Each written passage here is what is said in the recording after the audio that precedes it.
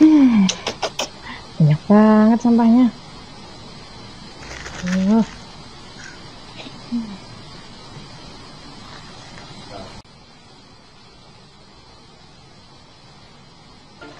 Astagfirullahaladzim. Ya ampun Mbak, buang sampah itu di kotak sampah, bukan malah di kali. Ya elah Mbak, orang-orang semua juga di sini buang sampahnya di kali. No, lihat no. Bukan, Mbak kan lagi bersih-bersih. Sekalian saya nitip ya, bersihin kalian. Ya.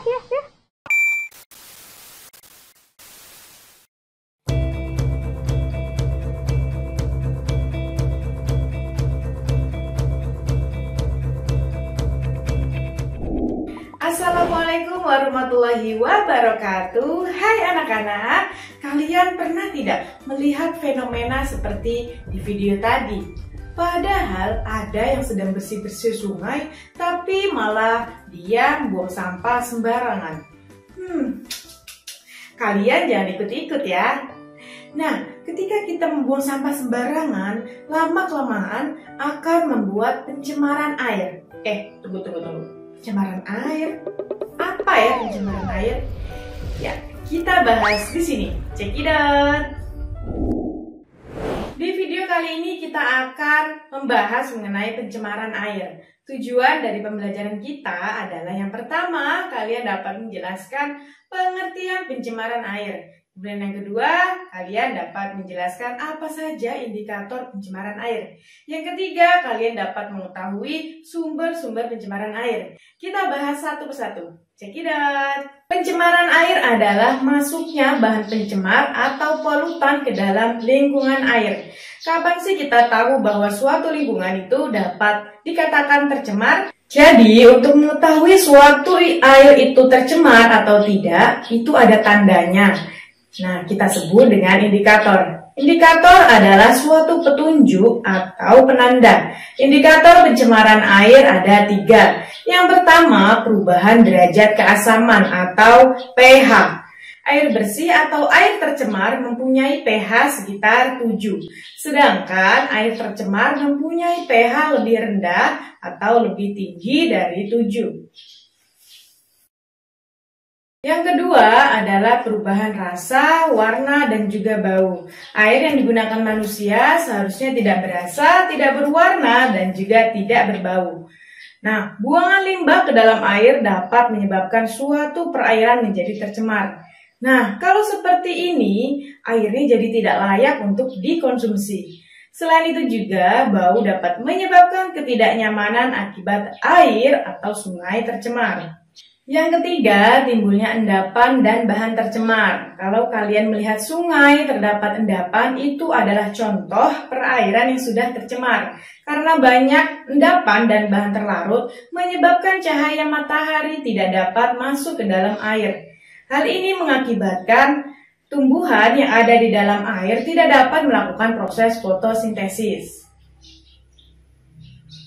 Selain itu, terdapat bahan terlarut seperti kadmium, timbal, dapat menyebabkan ikan menjadi terpapar bahan terlarut.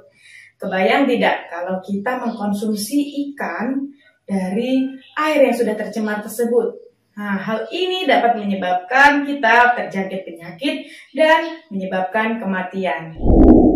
Selain indikator fisik, pencemaran juga dapat kita ketahui dari bioindikator. Apa itu bioindikator?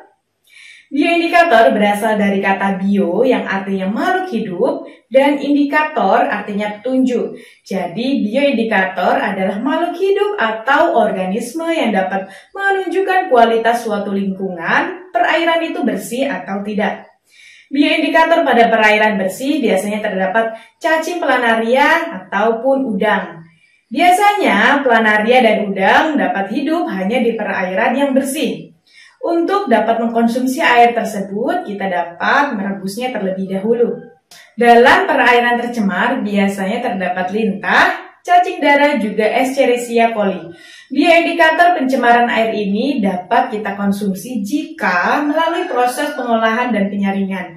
Untuk sebelumnya kita konsumsi, baru air tersebut dapat kita konsumsi. Lalu dari mana ya sumber-sumber pencemaran air itu sendiri?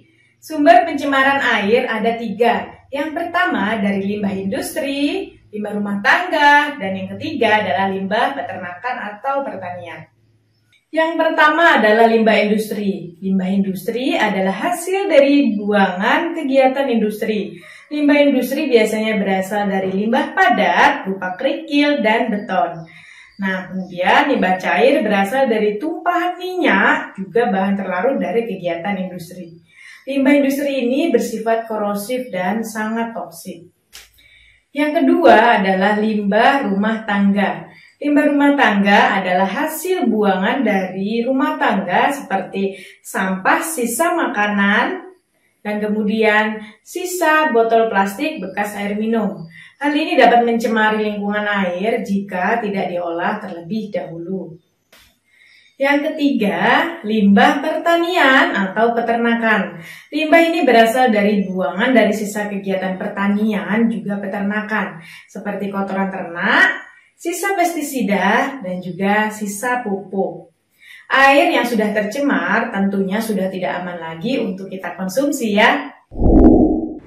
Nah, kalian sudah tahu ya apa saja indikator pencemaran air dan sumber dari pencemaran air. Untuk lebih memahami mengenai materi ini, kalian bisa scan kode barcode berikut ini. Untuk mengetahui dampak dan penanggulangan dari pencemaran air, kalian bisa simak video selanjutnya ya. Dadah, wassalamualaikum warahmatullahi wabarakatuh.